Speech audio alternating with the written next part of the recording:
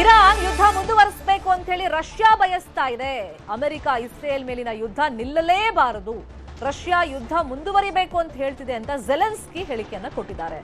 ಮೊನ್ನೆಯಿಂದಲೂ ಕೂಡ Zelensky Russia ವಿರುದ್ಧವಾಗಿ ಒಂದೊಂದೇ ಸ್ಟೇಟ್ಮೆಂಟ್ಗಳನ್ನ ಜಾಗತಿಕವಾಗಿ ಕೊಡ್ತಿರೋದು ಕೂಡ ಚರ್ಚೆಗೆ ಗ್ರಾಸವಾಗಿದೆ. ಅಂದ್ರೆ ಮೊನ್ನೆ ಹೇಳಿದ್ರು ಇರಾನ್ಗೆ ಅಮೆರಿಕದ ನೆಲೆಗಳು ಎಲ್ಲೆಲ್ಲಿದೆ, ಸೇನಾ ನೆಲೆಗಳು ಸೇರಿದಂತೆ ರಾಯಭಾರ ಕಚೇರಿಗಳು ಇದೆಲ್ಲ ಎಲ್ಲಿದೆ ಅಂತ ಸ್ಯಾಟಲೈಟ್ ಇಮೇಜ್ ಅದ್ರ ಮೇಲೆ ದಾಳಿ ಮಾಡೋಕೆ ಕೊಟ್ಟಿದ್ದೆ ರಷ್ಯಾ ಅಂತ ಹೇಳಿ.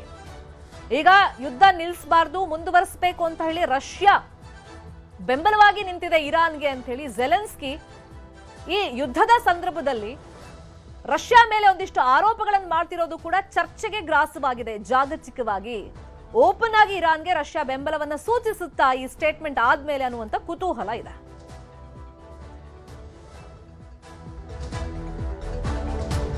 ಇದೇ ವಿಚಾರವಾಗಿ ಇನ್ನಷ್ಟು ಡೀಟೇಲ್ ಆಗಿ ಇನ್ಫಾರ್ಮೇಶನ್ ಕೊಡ್ತಾ ಹೋಗೋದಕ್ಕೆ ನೇರ ಸಂಪರ್ಕದಲ್ಲಿ ಕನೆಕ್ಟ್ ಆಗಿದ್ದಾರೆ ನ್ಯೂಸ್ ರೂಮ್ ಇಂದ ನಮ್ಮ news editor doctor Ramesh Kumar. Doctor Ramesh Kumar, ಇತ್ತೀಚಿನ ದಿನಗಳಲ್ಲಿ ನಾವು ಟ್ರಂಪ್ ಅವರ ಸ್ಟೇಟ್ಮೆಂಟ್ ಅನ್ನ ಗಮನಿಸ್ತಾ ಇದ್ದೀವಿ. ಅದನ್ನ ಎಷ್ಟು ಸೀರಿಯಸ್ ಆಗಿ ಕನ್ಸಿಡರ್ ಮಾಡಬೇಕು ಅಂತಾನೂ ಗೊತ್ತಾಗ್ತಾ ಇಲ್ಲ. ಅಂದ್ರೆ ಪ್ರತಿದಿನ ಒಂದಿನ ನಾವು ನಾಶ ಮಾಡ್ಬಿಟ್ಟಿದೀವಿ, ಇನ್ನು ಅಂದ್ರೆ ನರಕ ತೋರಿಸ್ತೀವಿ, ಉಗ್ರ ರೀತಿಯಲ್ಲಿ ದಾಳಿ ಆಗುತ್ತೆ ಅಂತ ಒಂದ್ಸತಿ ಹೇಳ್ತಾರೆ, ಇನ್ನೊಂದ್ ಕಡೆ ಸಂಧಾನದ ಮಾತುಕತೆ ನಡೆಸ್ತಾ ಇದ್ದಾರೆ. ಅಂದ್ರೆ ಒಂದ್ ಹೆಜ್ಜೆ ಹಿಂದೆ ಇಡೋದಕ್ಕೆ ಟ್ರಂಪ್ ಈಗ ನಿರ್ಧಾರಕ್ಕೆ ಬಂದಿದ್ದಾರಾ ತಮ್ಮ ನಿರ್ಧಾರದಿಂದ?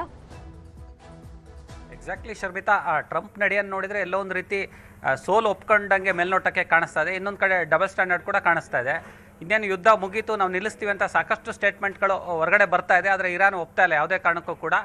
ಇನ್ನೊಂದು ಕಡೆ ಏನೋ ರಷ್ಯಾ ಎಂಟ್ರಿ ಆಗಿರೋ ಥರ ಕಾಣಿಸ್ತಾ ಇದೆ. ಇವತ್ತೇನೋ ಉಕ್ರೇನ್ ಅಧ್ಯಕ್ಷ ಜೆಲೆನ್ಸ್ಕಿ ಅವರ ಸ್ಟೇಟ್ಮೆಂಟ್ ನೋಡಿದ್ರೆ ರಷ್ಯಾ ಯುದ್ಧವನ್ನು ಕಂಟಿನ್ಯೂ ಮಾಡಬೇಕಂತ ಇರಾನ್ಗೆ ಸಪೋರ್ಟ್ ಮಾಡಿದಂತೆ ಕಾಣಿಸ್ತಾ ಇದೆ. ಆದರೆ ಇರಾನ್ನಿಂದ ಯಾವುದೇ ಅಧಿಕೃತ ಮಾಹಿತಿ ಇಲ್ಲ, ಅಂದರೆ ಅಫಿಷಿಯಲ್ ಆಗಿ ಸಂಧಾನಕ್ಕೆ ಬರ್ತೀವಿ ಅಂತಕ್ಕಂಥದ್ದು ಯಾವುದೇ ಸ್ಟೇಟ್ಮೆಂಟ್ಗಳಿಲ್ಲ. ಯುದ್ಧವನ್ನು ಕಂಟಿನ್ಯೂ ಮಾಡುವಂಥ ಎಲ್ಲ ಲಕ್ಷಣಗಳಿದೆ ಇರಾನ್ ನೋಡಿದರೆ. ಯಾಕೆಂದರೆ ಇರಾನ್ನೇ ಇಸ್ರೇಲ್ ಏನು ಮೈ ಮೇಲೆ ಬಿದ್ದು ಇರಾನ್ ಯುದ್ಧ ಮಾಡ್ತಾ ಆ ಸಂದರ್ಭದಲ್ಲಿ ಅಮೆರಿಕ ಸಪೋರ್ಟ್ ಮಾಡಿದ್ದು ನೋಡಿದರೆ ಒಂದು ರೀತಿ ಇನ್ನೇನು ಇರಾನ್ನ ಸಂಪೂರ್ಣವಾಗಿ ಸರ್ವನಾಶ ಮಾಡಿ ಯುದ್ಧ ಗೆಲ್ಲೋ ತನಕ ನಿಲ್ಲಿಸೋದೇ ಇಲ್ಲ ಅಂತಕ್ಕಂಥದ್ದು ಒಂದು ವಾತಾವರಣ ಸೃಷ್ಟಿಯಾಗಿತ್ತು. ಆದರೆ ಕಳೆದ 2-3 ದಿನಗಳಿಂದ ಟ್ರಂಪ್ ಟ್ರೂತಲ್ಲಿ ಪೋಸ್ಟ್ ಮಾಡೋದು ಮತ್ತು ಬೇರೆ ದೇಶಗಳ ಮೂಲಕ ಒತ್ತಡವನ್ನು ಏರೋದು ನೋಡಿದರೆ ಒಂದು ರೀತಿ ಟ್ರಂಪ್ ಕಳೆದ 3-4 ದಿನಗಳಿಂದ ಒಂದು ರೀತಿ ಸೈಲೆಂಟ್ ಆದಂಗೆ ಕಾಣಿಸ್ತಾ ಇದೆ. ಆದರೆ ಇರಾನ್ ಯಾವುದೇ ಕಾರಣಕ್ಕೂ ಯುದ್ಧವನ್ನು ನಿಲ್ಲಿಸಲ್ಲ, ಗೆದ್ದೇ ತೀರ್ತೀವಿ ಅನ್ನೋಂತಹ ಹಠಕ್ಕೆ ಮತ್ತು ಛಲಕ್ಕೆ ಬಿದ್ದಂಗೆ ಕಾಣಿಸ್ತಿದೆ.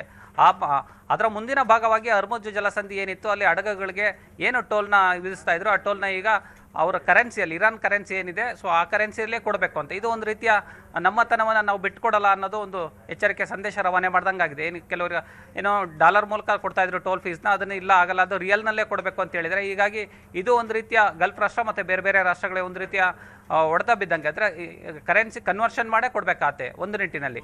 ಹೀಗಾಗಿ ಅಮೆರಿಕ ಯಾವ ನಡೆಯನ್ನಿರುತ್ತೆ ಅಂದರೆ ಈ ಕ್ಷಣಕ್ಕೂ ಕೂಡ ಒಂದು ರೀತಿ ನಿಗೂಢ ಆಗಿದೆ. ಏನೋ ಯುದ್ಧ ನಿಲ್ಲಿಸ್ತೀವಿ ಅಂತಿದ್ದಾರೆ.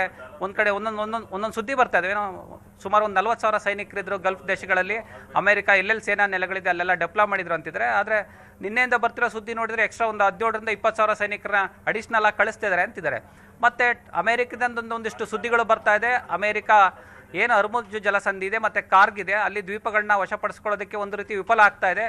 ಅಂದರೆ ನೇರವಾಗಿ ಏರಿಯಲ್ ಸ್ಟ್ರೈಕ್ ಮೂಲಕ ಏನೇನು ಅಟ್ಯಾಕ್ ಮಾಡ್ತದೆ, ಪ್ರತಿ ಅಟ್ಯಾಕ್ಗಳನ್ನ ಕೂಡ ಏನೋ ಇರಾನ್ ಆ್ಯಂಟಿ ರಾಡರ್ ಸಿಸ್ಟಮ್ನ ಯೂಸ್ ಮಾಡಿ ಹೊಡೆದಾಗ್ತಿದ್ದಾವೆ. ಈ ಕಾರಣಕ್ಕಾಗಿ ಟ್ರಂಪ್ಗೆ ಹೊಸ ಕುತಂತ್ರಕ್ಕೆ ಮುಂದಾಗಿದೆ ಅಂತಕ್ಕಂಥ ಸುದ್ದಿ ಬರ್ತದೆ. ಏನದು ಅಂದರೆ ಸಬ್ಮರೀನ್ಗಳನ್ನ ಬಳಸಿ ಸಮುದ್ರದ ಒಳಗಡೆ ಬಚ್ಚಿಟ್ಕೊಂಡು ಡೈರೆಕ್ಟ್ ಕಾರ್ಗೋ ದ್ವೀಪವನ್ನು ಎಂಟ್ರಿ ಆಗೋಂಥದ್ದು, ಮತ್ತು ಕಾರ್ಗ್ ದ್ವೀಪದಲ್ಲಿ ಏನು ತೈಲ ಸಂಗ್ರಹಣಾ ಘಟಕಗಳಿದೆ, ಸೊ ಅದನ್ನು ವಶಕ್ಕೆ ಪಡೆಯುವಂಥ ಪ್ರಯತ್ನ ಮಾಡ್ತಿದೆ ಅಂತಕ್ಕಂಥದ್ದು ಒಂದು ಸುದ್ದಿ ಬರ್ತಿದೆ. ಆದರೆ ಅಷ್ಟು ಈಸಿ ಅಲ್ಲ ಇರಾನ್, ಯಾಕೆಂದರೆ ಇರಾನ್ನ 90% ಏನೋ ಆದಾಯ ಇರೋದೇ ಕಾರ್ಗ್ ದ್ವೀಪದಲ್ಲಿ, ಅಲ್ಲಿ ಏನೋ ಸ್ಟಾಕ್ ಮಾಡಿದರೆ ನಿಲ್ಲ ಅದರದ್ದು. ಹಾಗಾಗಿ ಕಾರ್ಗ್ ದ್ವೀಪವನ್ನು ಅಷ್ಟು ಈಸಿಯಾಗಿ ಇರಾನ್ ಬಿಟ್ಕೊಡೋಕ್ಕೆ ಯಾವುದೇ ಸಾಧ್ಯತೆ ಇಲ್ಲ, ಅಷ್ಟೊಂದು ಸೆಕ್ಯೂರಿಟಿ ಇದೆ. ಹೀಗಾಗಿ ಪ್ರಮುಖವಾಗಿ ಮತ್ತು ಇನ್ನೊಂದು ಕಡೆ ಉಗ್ರರನ್ನ ಯೂಸ್ ಮಾಡ್ತಾ ಇದೆ ಇರಾನ್. ಪರೋಕ್ಷವಾಗಿ ನಾವು ನೋಡೋದಾದರೆ ಮೊನ್ನೆ ಏನೋ ಹೌತಿ ಉಗ್ರರು ಎಂಟ್ರಿ ಕೊಟ್ಟಿದ್ರು, ಸುಯೇಸ್ ಕಾಲುವೆಗೆ ಎಂಟ್ರಿ ಕೊಟ್ಟಿದ್ರು.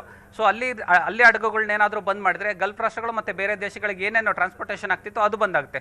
ಒಂದು ಕಡೆ ಹೌತಿ ಉಗ್ರರು, ಇನ್ನೊಂದು ಕಡೆ ಹಮಾಸು, ಮತ್ತು ಇನ್ನೊಂದು ಕಡೆ ಹಿಜ್ಬುಲ್ಲಾ, 3 ಉಗ್ರರನ್ನ ಅಮೆರಿಕದ ಮತ್ತು ಇಸ್ರೇಲ್ ಮೇಲೆ ಚೂ ಬಿಟ್ಟು ಅಮೆರಿಕಕ್ಕೆ ಮತ್ತು ಇಸ್ರೇಲ್ಗೆ ಪದೇ ಕಿರಿಕಿರಿನ ಉಂಟು ಮಾಡುವಂಥ ಕೆಲಸಗಳು ಕಳೆದ 1 ವಾರದಿಂದ ನಡೀತಿದೆ. ಹೀಗಾಗಿ ಅಮೆರಿಕಕ್ಕೆ ಒಂದು ಕಡೆ ನೇರವಾಗಿ ಎಲ್ಲೋ ಒಂದು ರೀತಿ ಯುದ್ಧವನ್ನು ಎದುರಿಸೋದಕ್ಕೆ ಟ್ರಂಪ್ಗೆ ಕಷ್ಟ ಆಗ್ತಿದೆ ಅನ್ನಿಸ್ತಾ ಇದೆ. ಆ ಕಾರಣಕ್ಕಾಗಿ ಅವರು ಬೇರೆ ದೇಶಗಳ ಮೂಲಕ ಒಂದಿಷ್ಟು ಒತ್ತಡ ಇರುವಂಥ ಪ್ರಯತ್ನ ಮಾಡ್ತಾ ಇದ್ದಾರೆ. ಸೊ ನಿನ್ನೆ ಟ್ರಂಪ್ ಒಂದು ಟ್ವೀಟನ್ನು ನೋಡಿದ್ರೆ ಪೋಸ್ಟ್ ಮಾಡಿ ನೋಡಿದ್ರೆ ಗಮನಿಸಿದ್ರೆ ಗೊತ್ತಾಗುತ್ತೆ, ಸಾಕಷ್ಟು ವಿರೋಧ ದೇಶಗಳೇನಿದ್ವು, ನಮ್ಮ ಶತ್ರುಗಳಿದ್ವು, ಆ ದೇಶಗಳನ್ನ ಸಾಕಷ್ಟು ವರ್ಷಗಳಿಂದ ಮಾತಾಡ್ತಿರಲಿಲ್ಲ. ಆದರೆ ಈಗ ಆ ದೇಶಗಳ ಜೊತೆ ಮಾತಾಡುವಂಥ ಸಮಯ ಬಂದಿದೆ ಅಂತ ಹೇಳ್ತಿದ್ದಾರೆ. ಅಂದರೆ ಆ ದೇಶಗಳ ಮೂಲಕ ಇರಾನ್ ಮೇಲೆ ಯುದ್ಧವನ್ನು ನಿಲ್ಲಿಸುವಂತಹ ಪ್ರಯತ್ನಕ್ಕೆ ಒತ್ತಡ ಆಗ್ತಿದ್ದಾರೆ. ಹಾಗಾಗಿ ಇರಾನು ಇಸ್ರೇಲ್ ಮಾತಾಗಲಿ ಅಥವಾ ಅಮೆರಿಕ ಮಾತಾಗಲಿ ಅಥವಾ ರಷ್ಯಾ ಮಾತಾಗಲಿ ಕೇಳುವಂಥ ಪರಿಸ್ಥಿತಿ ಇಲ್ಲ. ಯಾಕೆಂದರೆ ಇರಾನ್ಗೆ ಪರೋಕ್ಷವಾಗಿ ರಷ್ಯಾದ ಸಪೋರ್ಟ್ ಇದೆ, ಚೀನಾ ಸಪೋರ್ಟ್ ಇದೆ, ಮತ್ತು ಮಿತ್ರ ರಾಷ್ಟ್ರಗಳು ಭಾರತಾಂತಹ ರಾಷ್ಟ್ರಗಳಿಗೆ ಯಾವುದೇ ಸಮಸ್ಯೆ ಆಗದಂತೆ ಇರಾನ್ ನಡೆದುಕೊಳ್ತಿದೆ. ಇರಾನ್ಗೆ ಪ್ರಮುಖವಾಗಿ ಇಲ್ಲಿ ಶತ್ರು ಕಾಣಿಸ್ತಿರೋದು ಪ್ರಮುಖವಾಗಿ ಒಂದು ಅಮೆರಿಕ ಮತ್ತು ಇಸ್ರೇಲ್. ಅದನ್ನು ಬಿಟ್ಟರೆ ಬೇರೆ ದೇಶಗಳಿಗೆ ಏನೇನು ಸಪ್ಲೈ ಆಗಬೇಕು ಅದೆಲ್ಲ ಸ್ಮೂತಾಗಿ ವಿದೇಶಾಂಗ ನೀತಿಯನ್ನು ಅನುಸರಿಸಿ ಹಾಗೇನೆ ಏನೇನು ಸಪ್ಲೈ ಆಗಬೇಕು ಎಲ್ಲ ಕಂಟಿನ್ಯೂಸ್ ಆಗಿ ಹೋಗ್ತಾ ಇದೆ. ಹಾಗಾಗಿ ಬೇರೆ ದೇಶಗಳಿಂದ ಇರಾನ್ಗೆ ಯಾವುದೇ ರೀತಿಯಂಥ ಸಮಸ್ಯೆಗಳಿಲ್ಲ ಈಗ ಕಾಣಿಸ್ತಾ ಇರೋದು. ಹಾಗಾಗಿ ಒಂದು ರೀತಿಯ ಪರೋಕ್ಷವಾಗಿ ಬೆಂಬಲನೇ ಇದೆ. ಹಾಗಾಗಿ ಇಲ್ಲಿ ಇರಾನ್ ಮತ್ತು ಇಸ್ರೇಲ್ ಮತ್ತು ಅಮೆರಿಕ ಈ ಎರಡು ದೇಶಗಳನ್ನೇ ಟಾರ್ಗೆಟ್ ಮಾಡ್ತಾ ಇದೆ ಕಂಟಿನ್ಯೂಸ್ ಆಗಿ.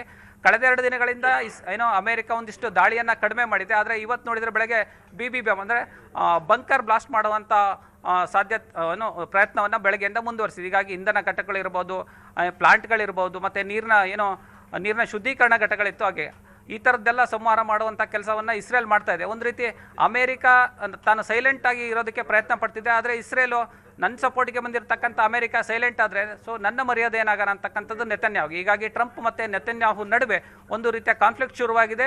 ಅಮೆರಿಕ ಒಂದು ಹೆಜ್ಜೆ ಏನಾದರೂ ಯುದ್ಧದಿಂದ ಹಿಂದೆ ಸರಿದ್ರೆ ಇಸ್ರೇಲ್ ನಡೆ ಏನು ಅಂತಕ್ಕಂಥ ತುಂಬ ಪ್ರಶ್ನೆ ಆಗುತ್ತೆ. ಯಾಕೆಂದರೆ ಅಮೆರಿಕದ ದೊಡ್ಡ ಬಲ ಇದೆ ಅನ್ನೋ ಕಾರಣಕ್ಕೆ ಇಸ್ರೇಲು ಇರಾನ್ ಮೇಲೆ ಸಾಕಷ್ಟು ಬಾರಿ ದಾಳಿ ಮಾಡಿರ್ತಕ್ಕಂಥದ್ದು. ಮತ್ತು ಯುದ್ಧವನ್ನು ಗೆಲ್ಲಬೇಕು, ಯುದ್ಧವನ್ನೇನಾದರೂ ಗೆಲ್ತೀವಿ ಅಂತ ಇಸ್ರೇಲ್ಗಿದ್ರೆ ಅದು ಅಮೆರಿಕದ ಬಲದಿಂದ ಮಾತ್ರ. ಹೀಗಾಗಿ ನೆತನ್ಯಾಹು ಕೂಡ ಒಂದು ರೀತಿ ಟೆನ್ಷನ್ ಆಗಿದೆ. ಅಮೆರಿಕ ಕಳೆದ 2-3 ದಿನಗಳಿಂದ ನೋಡಿದ್ರೆ ಟ್ರಂಪ್ ಒಂದು ರೀತಿ ಯುದ್ಧವನ್ನು ನಿಲ್ಲಿಸ್ತೀವಿ ಒಂದು ರೀತಿ ಸಂಧಾನಕ್ಕೆ ಬರಲಿ ಅಂತ ಹೇಳ್ತಿದ್ರೆ, ಆದರೆ ಇರಾನ್ ಯಾವುದೇ ಕಾರಣಕ್ಕೂ ಒಪ್ತಾ ಇಲ್ಲ. ಹೀಗಾಗಿ ಈ ವಿಚಾರ ಇಸ್ರೇಲ್ ಮತ್ತು ಅಮೆರಿಕ ತಾರಕಕ್ಕೇರೋದಕ್ಕೆ ಕಾರಣ ಹರ್ಮೂಜ್ ಜಲಸಂಧಿಯಲ್ಲಿ ಇಷ್ಟು ದಿನ ಒಂದು ಚರ್ಚೆಗಳಾಗ್ತಿತ್ತು. ಅಂದ್ರೆ ಟೋಲ್ ಮಾದರಿಯಲ್ಲಿ ಕರೆನ್ಸಿಗಳನ್ನ ಕೊಡಬೇಕಾದಿತ್ತು ಅಂತ ಹೇಳಿ. ಸೊ ಅದೀಗ ಅನುಮೋದನೆ ಮಾಡಿದೆ ಇರಾನ್. ಹಾಗಾಗಿ ಈಗ ಜಾಗತಿಕವಾಗಿ ಎಫೆಕ್ಟ್ ಆಗ್ತಾ ಇದೆ. ಗಲ್ಫ್ ರಾಷ್ಟ್ರಗಳಲ್ಲಿ ಟ್ರಂಪ್ ಮನವಿ ಮಾಡಿದ್ರು ಕೂಡ ಈ ಹಿಂದೆನೂ ಅವ್ರು ಹೇಳಿದ್ದು ನಮ್ಮ ಪಾತ್ರ ಏನೂ ಇಲ್ಲ, ಅಮೆರಿಕಾನೇ ಕಾಲ್ ಕೆರ್ಕೊಂಡು ಬಂತು, ದಾಳಿ ಮಾಡ್ತು, ಫಸ್ಟ್ಗೆ ಯುದ್ಧವನ್ನ ಶುರು ಮಾಡ್ತು, ಇವಾಗ ನಮ್ಮನ್ನು ಇನ್ವಾಲ್ವ್ ಮಾಡ್ತೀವಿ ಅಂತ ಹೇಳ್ತಿರೋದ್ರಿಂದ ಇದಕ್ಕೆ ನಾವು ಒಪ್ಪಿಗೆ ಇಲ್ಲ ಅಂತ ಹೇಳಿತ್ತು. ಈಗ ಜಾಗತಿಕವಾಗಿ ಸಮಸ್ಯೆ ಆಗೋದ್ರಿಂದ ಹರ್ಮೂಜ್ ಜಲಸಂಧಿಯಲ್ಲಿ ಸೊ ಅಮೆರಿಕ ಏನು ಮಾಡುತ್ತೆ, ಉಳಿದಂತ ದೇಶಗಳು ಏನು ಮಾಡುತ್ತೆ? ಶರ್ಮಿತಾ, ಬೇರೆ ದಾರಿ ಇಲ್ಲ ಈಗ ಅಮೆರಿಕಕ್ಕೆ. ಯಾಕೆಂದರೆ ಜಾಗತಿಕ ದೇಶಗಳೆಲ್ಲ ಅಮೆರಿಕದ ಮೇಲೆ ಒತ್ತಡ ಜಾಸ್ತಿ ಇರ್ತಕ್ಕಂಥದ್ದು. ಅಂದರೆ ಕೇವಲ 3 ದೇಶಗಳ ನಡುವೆ ಯುದ್ಧ ನಡೀತಿದ್ರು ಕೂಡ ಅದು ಎಫೆಕ್ಟ್ ಗಲ್ಫ್ ರಾಷ್ಟ್ರಗಳು ಮತ್ತು ಯುರೋಪ್ ಖಂಡಗಳಿಗೆ ಕೂಡ ಸಾಕಷ್ಟು ವ್ಯಾಪಿಸಿದೆ. ಹೀಗಾಗಿ ಸುಮಾರು 15 ದಿನದಿಂದನೇ ಟ್ರಂಪ್ ಹೇಳಿದ್ರು, G7 ರಾಷ್ಟ್ರಗಳು ಒಂದು ರೀತಿ ಯುದ್ಧವನ್ನು ನಿಲ್ಲಿಸೋದಕ್ಕೆ ನಮ್ಮ ಮೇಲೆ ಒತ್ತಡ ಇರ್ತಿದ್ದೇವೆ ಅಂತಕ್ಕಂಥ ಮಾತನ್ನು ಹೇಳಿದ್ರು. ಅಂದರೆ ಸುಮಾರು 15 ದಿನಗಳ ಹಿಂದೆನೇ ಟ್ರಂಪ್ಗೆ ಒಂದು ರೀತಿ ಯುದ್ಧ ಸಾಕಾಗಿದೆ, ನಿಲ್ಲಿಸ್ಬೇಡ ಅಂತಕ್ಕಂಥ ಒಂದು ಆಶಾಭಾವನೆ ಇತ್ತು. ಆದರೆ ಇದು ಸಾಧ್ಯವಾಗ್ತಿಲ್ಲ. ಯಾಕೆಂದರೆ ಇರಾನ್ ಈ ಕಡೆಯಿಂದ ಅಟ್ಯಾಕ್ ಮಾಡ್ತಾನೆ ಇದೆ. ಈ ಕಾರಣಕ್ಕಾಗಿ ಟ್ರಂಪ್ಗೆ ತಾನಾಗ್ತಾನೆ ಏಕದಮ್ ಯುದ್ಧವನ್ನು ನಿಲ್ಲಿಸಿದರೆ ಒಂದು ರೀತಿ ಪರೋಕ್ಷವಾಗಿ ನಾನೇ ಶರಣಾದಿ ಅನ್ನೋ ಸಂದೇಶ ಇಡೀ ಜಗತ್ತಿಗೆ ಸಾರುತ್ತೆ. ಅಂದರೆ ವಿಶ್ವದಲ್ಲಿ ದೊಡ್ಡಣ್ಣ ಅಂತ ಕರ್ಸ್ಕೊಂಡ್ರೆ ಅಮೆರಿಕಕ್ಕೆ ಏನಾದರೂ ಯುದ್ಧ ತಾನೇ ನಿಲ್ಲಿಸ್ತೆ ಅಂದರೆ ಒಂದು ರೀತಿ ಮುಜುಗರ. ಹಾಗಾಗಿ ಯಾವುದೇ ಅಂದರೆ ಇರಾನ್ನೇ ಫಸ್ಟ್ ಯುದ್ಧ ನಿಲ್ಲಿಸಲಿ, ಒಂದು ರೀತಿ ಅಫಿಷಿಯಲ್ ಆಗಿ ಅನೌನ್ಸ್ ಮಾಡಲಿ, ಆಮೇಲೆ ನಾವು ನೋಡೋಣ ಅಂತಕ್ಕಂಥ ಮನಸ್ಥಿತಿಲಿದ್ದಾರೆ. ಹೀಗಾಗಿ ಮತ್ತೆ ಗಲ್ಫ್ ರಾಷ್ಟ್ರಗಳು ಮತ್ತು ಬೇರೆ ದೇಶಗಳನ್ನ ಗಮನಿಸ್ತಾ ಇದ್ರೆ ನಾನು ಹೇಳ್ತಾ ಇದ್ದೆ ಸಾಕಷ್ಟು ನಷ್ಟ ಆಗ್ತಾ ಇದೆ. ಅಂದರೆ ಆಮದು ರಫ್ತುಗಳಲ್ಲಿ ಇಂತ ಹೋಗುತ್ತೆ. ಅಂದರೆ ಭಾರತ ದೇಶಗಳಿಂದ ನೋಡಿ ನಮ್ಮ ದೇಶದಿಂದ ಸಾಕಷ್ಟು ತರಕಾರಿ ರಫ್ತಾಗ್ತಾ ಇಲ್ಲ, ಮತ್ತು ಅಕ್ಕಿ ಕೂಡ ರಫ್ತಾಗ್ತಿಲ್ಲ, ಸಾಕಷ್ಟು ಸ್ಟಾಕ್ ಇಲ್ಲೇ ಇದೆ. ಹಾಗಾಗಿ ನಾವು ಎಕ್ಸಾಂಪಲ್ ಕರ್ನಾಟಕದಲ್ಲಿ ನೋಡಿದ್ರೆ ಟೊಮೊಟೊ ಮತ್ತು ಇತರ ತರಕಾರಿ ಬೆಳೆಗಳ ರೇಟ್ ಸಾಕಷ್ಟು ಬಿದ್ದೋಗಿದೆ. ಅಂದರೆ ಪ್ರೊಡಕ್ಷನ್ ಜಾಸ್ತಿ ಆಗ್ತಿದೆ, ಎಕ್ಸ್ಪೋರ್ಟ್ ಮಾಡೋಕ್ಕಾಗ್ತಿಲ್ಲ. ಹೀಗಾಗಿ ಸಾಕಷ್ಟು ತರಕಾರಿ ನಷ್ಟವಾಗ್ತಾ ಇದೆ ಇಲ್ಲಿ. ಮತ್ತು ಗಲ್ಫ್ ರಾಷ್ಟ್ರಗಳಿಂದ ತೈಲ ಮತ್ತು ಗ್ಯಾಸ್ ಏನು ತರಿಸ್ಕೊಂತಿದ್ವಿ ಅದರ ರೇಟ್ ಕೂಡ ಜಾಸ್ತಿ ಆಗ್ತಾ ಇದೆ. ಆಟೋ ಗ್ಯಾಸು ಸುಮಾರು 40 ರೂಪಾಯಿ kg ಜಾಸ್ತಿ ಆಗಿದೆ ಆಟೋ ಗ್ಯಾಸ್ ನೋಡೋದಾದ್ರೆ. ಮತ್ತು ಸಿಲಿಂಡರ್ ಕೂಡ ಸದ್ಯಕ್ಕೆ ಕಮರ್ಷಿಯಲ್ ಸಿಲಿಂಡರ್ ಸಿಗ್ತಾ ಇಲ್ಲ. ಅಲ್ಲಿ 15 ದಿನ ಆಯ್ತು. ಈಗ ಡೊಮೆಸ್ಟಿಕ್ ಸಿಲಿಂಡರ್ ಮಾತ್ರ ಸಪ್ಲೈ ಮಾಡ್ತಿದ್ದಾರೆ. ಮತ್ತು ಶೇರ್ ಮಾರ್ಕೆಟ್ ನೋಡಿದ್ರೆ ಅಲ್ಲೂ ಸುಮಾರು ಒಂದು 40 ಲಕ್ಷ ಕೋಟಿ ನಷ್ಟ ಆಗಿದೆ ಶೇರ್ ಮಾರ್ಕೆಟಲ್ಲಿ. ಹೀಗಾಗಿ ಕೇವಲ 3 ರಾಷ್ಟ್ರಗಳಿಗೆ ಗಲ್ಫ್ ದೇಶ ಮತ್ತು ಯುರೋಪ್ನ ಸಾಕಷ್ಟು ದೇಶಗಳಿಗೆ ನಷ್ಟ ಆಗ್ತಾ ಇದೆ. ಹೀಗಾಗಿ ಈ ಯುದ್ಧವನ್ನು ನಿಲ್ಲಿಸಬೇಕು ಅಂತ ಪಾಕಿಸ್ತಾನ, ಈಜಿಪ್ಟು ಈ ಥರದ ದೇಶಗಳು ಮಧ್ಯಸ್ಥಿಕೆ ವಹಿಸ್ತೀವಿ ಅಂತ ಹೇಳ್ತಾ ಇದ್ವು. ಇಸ್ಲಾಮಾಬಾದಲ್ಲಿ ಇನ್ನೇನು ಒಂದು ಮೀಟಿಂಗ್ ಆಗುತ್ತೆ, ಅಲ್ಲಿ ಸಂಧಾನ ಸಕ್ಸಸ್ ಆಗುತ್ತೆ, ಯುದ್ಧ ನಿಂತೋಗುತ್ತೆ ಅಂತಿದ್ರು. ಆದರೆ ಕಳೆದ 2-3 ದಿನಗಳನ್ನು ನೋಡಿದರೆ ಪಾಕಿಸ್ತಾನ ಸಂಧಾನದ ವೇದಿಕೆಯಿಂದ ಒಂದು ಹೆಜ್ಜೆ ಹಿಂದಿಟ್ಟಂಗೆ ಕಾಣಿಸ್ತಾ ಇದೆ. ಹಾಗಾಗಿ ಸದ್ಯಕ್ಕೆ ಇದು ಟ್ರಂಪ್ ಒಂದು ಕಡೆಯಿಂದ ಅಂದರೆ ಸಪೋರ್ಟಿಗೆ ಯಾವ್ಯಾವ ಯುದ್ಧ ನಿಲ್ಲಿಸಬೇಕು ಅಂತ ಮುಂದಾಗ್ತಿದ್ದು, ಆ ದೇಶಗಳ ಸದ್ಯಕ್ಕೆಲ್ಲ 2 ದಿನದಿಂದ ಸೈಲೆಂಟ್ ಆಗಿದೆ. ಹಾಗಾಗಿ ಟ್ರಂಪಿಗೆ ಏಕಪಕ್ಷೀಯವಾಗಿ ಯುದ್ಧ ನಿಲ್ಲಿಸಬೇಕು ಅಂತಕ್ಕಂಥ ಒಂದೇ ಪ್ರಯತ್ನ ಮಾಡ್ತಿದ್ದಾರೆ ಹೊರತು ಬೇರೆ ದೇಶಗಳು ಅಮೆರಿಕಕ್ಕಾಗಲಿ ಇಸ್ರೇಲ್ಗಾಗಲಿ ಸದ್ಯಕ್ಕೆ ಸಪೋರ್ಟ್ ಮಾಡ್ತಿರೋದು ಕಳೆದ 2 ದಿನಗಳಿಂದ ಕಾಣ್ತಿಲ್ಲ ಶರ್ಮಿತಾ.